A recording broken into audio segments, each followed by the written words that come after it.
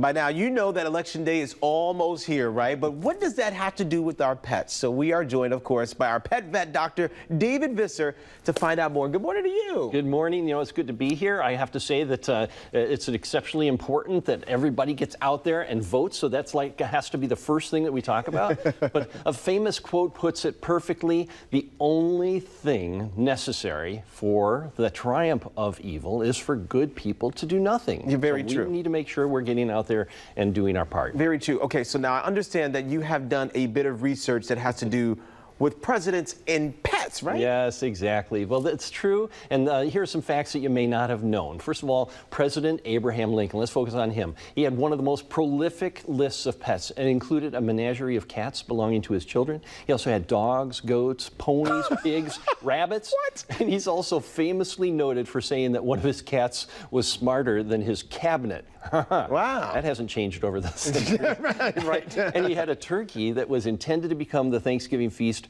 but turkey was spared. And that, in fact, is what started the tradition of pardoning one turkey just before Thanksgiving every year. Okay, so pretty interesting. So what else did you find out? And I'm sorry, we got two cameras here. We just took camera 3, but my apologies, Doctor. Go ahead. No worries, no worries. You know, several other presidents had really unique sets of pets as well. JFK, John F. Kennedy, he used to relax in an entire animal play yard that was off of the West Wing. It was complete with lambs and ponies and dogs and other animals. And one of his dogs actually was named Pushinka, and that was a pup that was born from one of the Soviet space dogs. Really? There, yeah. Now here's where it really gets unusual. Teddy Roosevelt, for instance, in addition to a small cavalry of horses, he had an entire assortment of pets as well. And just look at this list here. He had even a horned toad. Additionally, this wild president had wild animals, including a lion, hyena, wildcat, coyote, bears, zebras, and others. I mean, a lot of exotics. But of course, these were probably gifts from dignitaries. Okay. And as you can imagine, they did not stay at the White House long, but ended up in zoos. First off, you've done a lot of research on this stuff. That's amazing. And there must have been a lot of presidents that didn't have any pets. Am I right about that? Yeah, you know, actually the records really only show that there were about 4. Chester Arthur, Franklin Pierce, Millard Fillmore, and recently Donald Trump. But interestingly, some presidents with only a few pets had short presidencies. Andrew Johnson, who was impeached, only had pet mice, in fact. And William McKinley, who only had a parrot, and James Garfield, who had just one dog.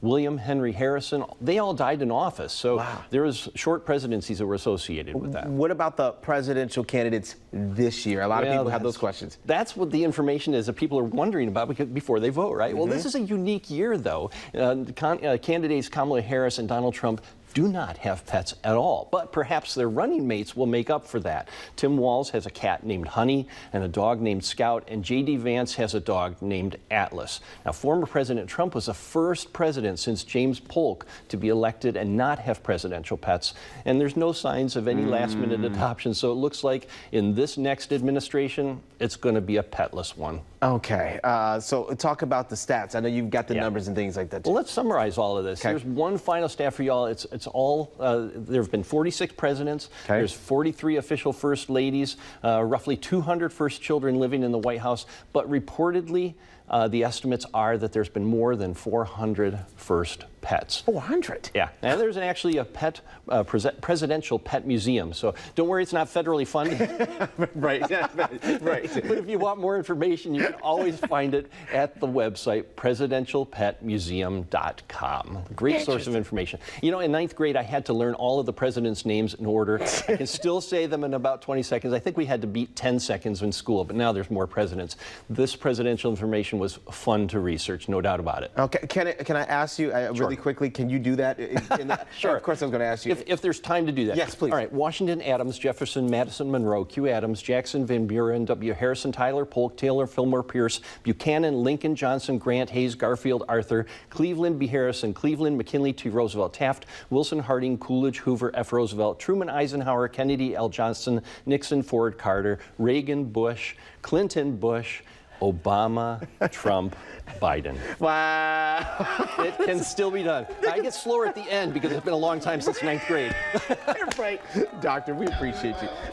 Yeah, I'm about to say, wow, that's amazing. They don't get any sleep. Gary and this one right here, oh my gosh, that was awesome, impressive as well. Thank you for the numbers. Thank you, Josh. Thank you for breaking that down. We've got more news coming up after this. And of course, if you want to contact the Pet Vet Doctor, you've got the information right there on your screen. You see it, 888-PETS-VETS. MichianaPetVet@Comcast.net is the location to go to send them an email to say how impressive that was. Stay there, we'll be right back.